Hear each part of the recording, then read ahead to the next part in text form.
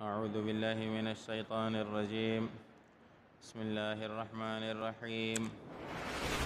قل يا أيها الناس إن كنتم في شك من ديني فلا أعبد الذين تعبدون من دون الله ولكن أعبد الله الذي يتوفاكم وأمرت أن أكون من المؤمنين وأن أقم وجهك للدين حنيفا ولا تكونن من المشركين ولا تدع من دون الله ما لا ينفعك ولا يضرك فإن فعلت فإنك إذا من الظالمين وإن يمسسك الله بضر فلا كاشف له إلا هو وإن يردك بخير فلا راد لفضله يصيب به من يشاء من عباده وهو الغفور الرحیم. صدق اللہ مولانا العظیم. عزیزان گرامی، سورہ یونس کا آخری رکوع ہے 11واں. آخری رکوع میں تقریباً آج ہم نے اس کا آدھا حصہ پڑھا ہے اور باقی آدھا انشاءاللہ اگلی مجلس میں زندگی رہی تو. سورہ یونس پوری کا جو خلاصہ ہے وہ اس آخری رکوع میں بیان کیا گیا ہے. سورہ یونس کا بنیادی مضمون اللہ تبارک و تعالیٰ کی وحدانیت اور انبیاء کرام کی رسالت ہے. اور اس آخری رکوع میں نبی کریم صلی اللہ علیہ وسلم سے کہلوایا گیا ہے کہ آپ لوگوں سے ان الفاظ میں جو اس وقت کے موجودہ مشرکین مکہ تھے یا جو بھی نبی کریم صلی اللہ علیہ وسلم کی امت تھی، اس سب کے لیے ایک پیغام دیا گیا ہے. وہ پیغام یہ ہے، آپ ترجمے سے ہی محسوس فرما سکتے ہیں. اللہ تعالیٰ ارشاد فرماتے ہیں کہ اے پیغمبر آپ کہہ دیجئے، اے نبی آپ کہہ دیں کہ اے لوگو، اگر تمہیں کوئی شک ہے میرے دین کے بارے میں تو سن لو، میرا دین یہ ہے کہ میں نہیں عبادت کرتا، نہیں عبادت کروں گا ان کی جن کی تم عبادت کرتے ہو اللہ کے علاوہ، لیکن میں عبادت کرتا ہوں اس اللہ کی جو تمہیں موت دیتا ہے، جو تمہاری جان کھینچ لیتا ہے، اور مجھے حکم ہے کہ میں ایمان لانے والوں میں سے ہو جاؤں. لوگوں کو خطاب کر کے آپ یہ کہہ دیجئے کہ تمہیں اگر میرے دین کے بارے میں کوئی شک شبہ ہے کہ میرا دین کیا ہے تو میں اس کا اعلان کرتا ہوں. میرا دین کیا ہے کہ لا اعبد الذین تعبدون من دون اللہ، خدا کے علاوہ جن جن کی تم عبادت کرتے ہو، جن جن کو تم پوجتے ہو، جن جن کے نام کی تم نظر و نیاز دیتے ہو، جن جن کے نام کے تم جانور چھوڑتے ہو، جن جن کے ناموں کی تم خیراتیں کرتے ہو، جن جن کے ناموں کی تم دعائیاں دیتے ہو نا، ان میں سے کسی کی بھی میں عبادت نہیں کروں گا. میں ان میں سے کسی کی بھی عبادت نہیں کرتا. ہاں، میں اس اللہ کی عبادت کرتا ہوں جو تمہیں موت دیتا ہے. نبی کریم صلی اللہ علیہ وسلم کو موت دینے والی بھی اللہ کی ذات ہے. اگر اللہ کے نبی یوں فرماتے نا کہ مجھے موت دیتا ہے، جو مجھے موت دے گا میں اس کی عبادت کرتا ہوں، یہ بھی تو صحیح تھا. لیکن اللہ کے نبی نے، قرآن مجید نے جو الفاظ سکھائے وہ یہ تھے کہ آپ ان سے کہیے کہ جو رب تمہیں موت دیتا ہے نا، میں اسی رب کو پوجنے والا ہوں. کہتے ہیں کہ مکے کے مشرک بھی اس بات کے قائل تھے کہ موت اللہ کے اختیار میں. مشرک برابر بے عقل ہوتا ہے. مشرک جیسا بے وقوف دنیا میں کوئی نہیں ہے. گدھے سے بھی زیادہ بے وقوف ہے. گدھے کو ریلوے کی پٹڑی پہ کھڑا کر دیں، ریلوے کی لائن کے ساتھ باندھ دیں، 2-4 دن وہ ٹرین کو دیکھے گا نا، ایک ہی ٹائم پر ٹرین گزر رہی ہے. خیبر میل رات کو 10:30 بجے گزرتا ہے. گدھا دیکھے گا، 1 دن دیکھے گا، 2 دن دیکھے گا، تیسرے دن سمجھ جائے گا کہ اس ٹرین کو اسٹیشن سے نکالنے والا کوئی ماسٹر وقت کا پابند ہے. اسٹیشن ماسٹر جو اس کو وقت پہ یہاں سے روانہ کرتا ہے اور یہ میرے ہاتھ سے یہاں سے اس وقت پہ گزر رہا ہے، ایک گدھا بھی سمجھ جاتا ہے۔ لیکن مشرک کی اللہ ایسی مت مار دیتے ہیں کہ وہ ہر کسی کے سامنے جھکا پڑا ہوتا ہے، ہر کسی کے نام سے ڈرتا ہے۔ اگر میں اس کے نام کی دہائی نہ دوں، اگر میں اس کے نام کی 11ویں نہ دوں، اگر میں اس کے نام کی نیاز نہیں دوں گا نا، تو میرا کاروبار ٹھپ ہو جائے گا، میرے گھر میں بیماری آ جائے گی، میرا رزق بند ہو جائے گا، میری صحت بیماری میں تبدیل ہو جائے گی، اس کی مت ماری جاتی ہے۔ اور پھر ان کے ملا بھی بڑے عجیب ہیں۔ ان کے ملا کہتے ہیں کہ کافر اور مشرک جو تھا نا وہ بتوں کو پوجتا تھا، ہم بتوں کو تھوڑی پوجتے ہیں،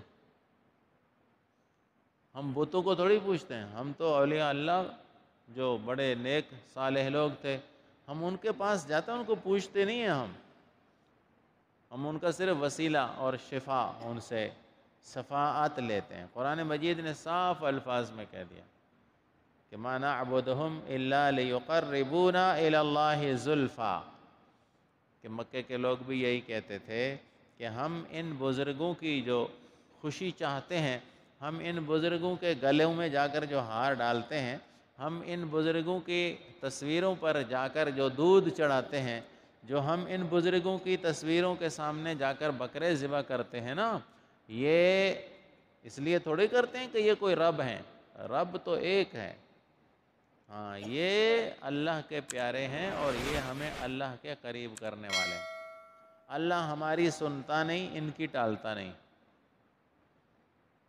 اللہ ان کی ہمیشہ سنتا ہے، ہماری سنتا نہیں، اس لیے ہم ان کو سفارشی بنا کر اللہ کی بارگاہ میں پیش کرتے ہیں۔ یہ مکے کا مشرک بھی یہی کہتا تھا۔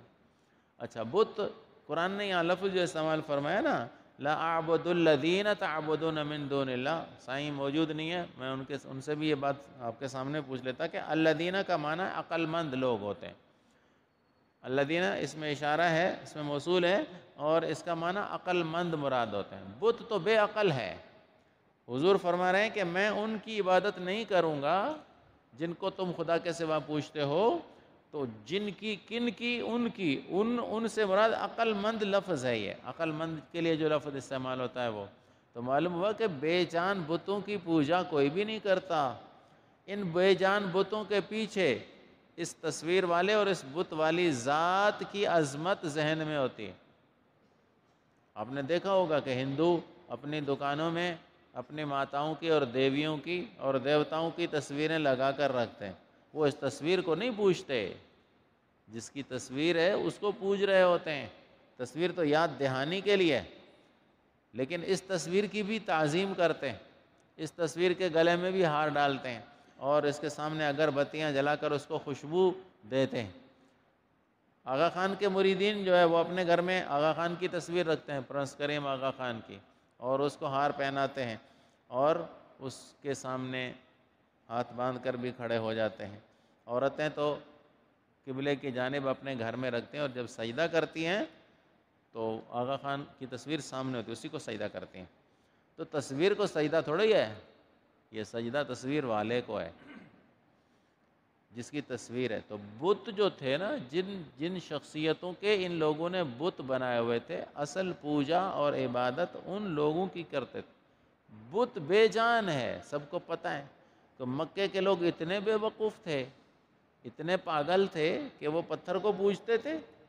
پتھر کو پوجنا تو سمجھ میں نہیں آتا، کوئی عقل مند یہ کام نہیں کر سکتا۔ پتھر پر جس کی تصویر بنی ہوتی ہے اس صاحب تصویر کو پوجا کرتے تھے، انہی کے نام کے چڑھاوے، انہی کے نام کے جانور چھوڑے ہوئے ہوتے تھے، انہی کو خوش کرنے کے لیے یہ ہر قسم کے کام کر گزرتے تھے۔ تو اللہ کے نبی پاک صلی اللہ علیہ وسلم سے اعلان کروایا گیا کہ اصل عبادت کے لائق تو میں جس ذات کو سمجھتا ہوں نا، اس ذات کے پاس سب سے بڑی قدرت، سب سے بڑی طاقت یہ ہے کہ موت اس کے ہاتھ میں ہے۔ اور یہ ہر کوئی مانتا ہے کہ اگر اللہ مجھے موت دینا چاہے تو کوئی ڈاکٹر دنیا کے، کوئی پیر فقیر مجھے نہیں بچا سکتے۔ آج کی دنیا میں کرونا کی بیماری آئی ہوئی ہے کوئی ایسا پیر، ہے کوئی ایسی قبر والا جو کہے گی جی کرونا کے لیے میں شفا دیتا ہوں؟ ہے کوئی ایسا مشرک جو سینے پر ہاتھ رکھ کر کہے کہ جی بہاؤدین زکریا، جی لال شہباز، جی شاہ عبداللطیف بٹائی، جی خواجہ غریب نواز یہ کرونا سے نجات دلا سکتے ہیں؟ کرونا کی بیماری جو ہے نا، ان کے دربار پہ جائیں تو کرونا ختم ہو جائے گا، ہے کسی نے دعویٰ کیا؟ بجلی کے تار میں ہاتھ ڈالتا ہے ایک آدمی، دنیا کا کوئی پیر اس کو بچا کر دکھائے، دنیا کا کوئی فقیر اس کو بچا کر دکھائے بجلی کے کرنٹ سے، کہ بجلی کرنٹ نہ مارے، نہ لگے اس کو کرنٹ۔ یہ لوگوں کی سب گھڑی ہوئی باتیں ہیں۔ اپنے پیٹ کو بھرنے کے لیے ملا نے عوام کی غلط رہنمائی کی ہوئی ہے اور وہ اپنا پیٹ بھر رہا ہے۔ ایسے بھی آپ نے دیکھے ہوں گے ملا حضرات کہ جب ختم پر ان کو بلایا جائے تو وہ ختم پر ایسی دعائیں مانگ رہے ہوتے ہیں، ایسے دکھا رہے ہوتے ہیں گویا کہ وہ قبر میں خود منکر نکیر کے سامنے کھڑے ہوئے ہیں۔ ختم میں اگر مال اچھا ہو نا، دسترخوان پر اچھا سامان رکھا ہوا ہو تو مولوی صاحب کی دعا کیا ہوتی ہے کہ جی چھوڑ دو ان کو، اس کو جنت میں جانے دو، اس کو چھوڑ دو، میں تمہیں حکم دیتا ہوں کہ اس کو چھوڑ دو۔ گویا کہ وہ فرشتوں کو خطاب کر رہا ہوتا ہے۔ لوگوں کے ساتھ ڈرامہ بازی، لوگوں کو بے وقوف اور الو بنانے کے لیے کیا کیا حربے نہیں استعمال کیے جاتے اپنا پیٹ بھرنے کے لیے۔ موت اللہ کے ہاتھ میں ہے، یہ ساری دنیا تسلیم کرتی ہے۔ دنیا کا بڑے سے بڑا مشرک بھی یہی کہتا ہے کہ موت کسی کے ہاتھ میں، کسی کی مرضی اور اختیار سے آتی ہے۔ بالکل اسی طرح دنیا کی جتنی طاقتیں ہیں یہ سب اللہ کی طرف سے، اگر کسی کے پاس ہے بھی طاقت تو وہ اللہ کی دی ہوئی ہے، اور وہ اسباب کے ماتحت طاقتور کہا جاتا ہے، لیکن اسباب کے بعد، یعنی جب سبب ختم ہو جائیں، ایک آدمی زندگی میں بڑا پہلوان ہے تو کیا مرنے کے بعد بھی وہ اکھاڑے میں آتا ہے؟ بہت بڑا ڈاکٹر ہے، بڑا معالج ہے، نیورو سرجری کو اچھی طرح جانتا ہے، اسی طرح ہارٹ سرجری کو وہ جانتا ہے، کیا وہ مرنے کے بعد بھی ہارٹ سرجری کرتا ہے؟ کیا وہ مرنے کے بعد بھی نیورو سرجری کر سکتا ہے؟ کیا بڑے سے بڑا پہلوان، بڑے سے بڑا کھلاڑی مرنے کے بعد بھی کھیل کھیلتا ہے؟ کیا دنیا کا بڑا سے بڑا انجینئر مرنے کے بعد بھی انجینئر ہی رہتا ہے؟ تو اللہ والے نیک لوگ اگر دنیا میں ہماری رہنمائی کرتے رہے، اگر ہمیں سیدھا راستہ دکھاتے رہے، تو مرنے کے بعد یہ چیز ختم ہو گئی۔ نبی کریم صلی اللہ علیہ وسلم کی ایک حدیث ہے، صحابہ کرام کو آپ صلی اللہ علیہ وسلم نے خطاب میں فرمایا تھا انما بعثتم میسرین۔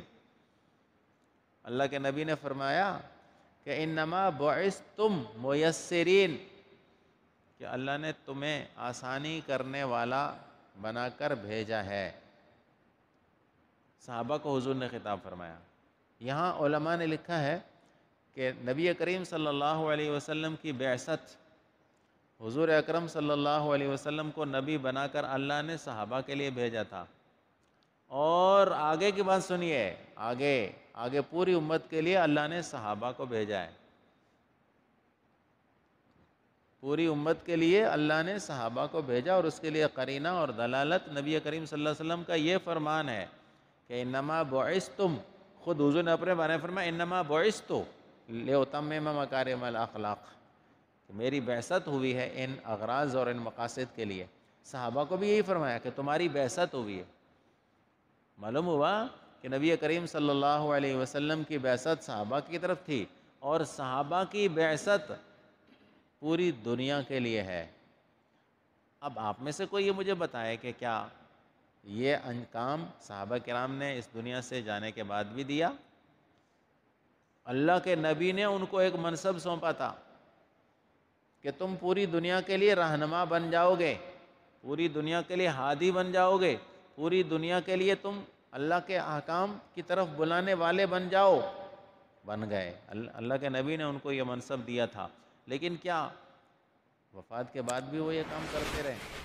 جب صحابہ جیسی ذات، صحابہ جیسی شخصیت یہ کام نہیں کر سکتی، تو آج کے زمانے کے چرس بھری سگریٹیں پینے والے، لمبی لمبی لٹیں چھوڑنے والے، جھوٹے اور جعلی اور من گھڑت پیر جو زندگی میں ہی کسی کی رہنمائی نہیں کرتے، وہ مرنے کے بعد کسی کی رہنمائی اور مدد کیا کریں گے؟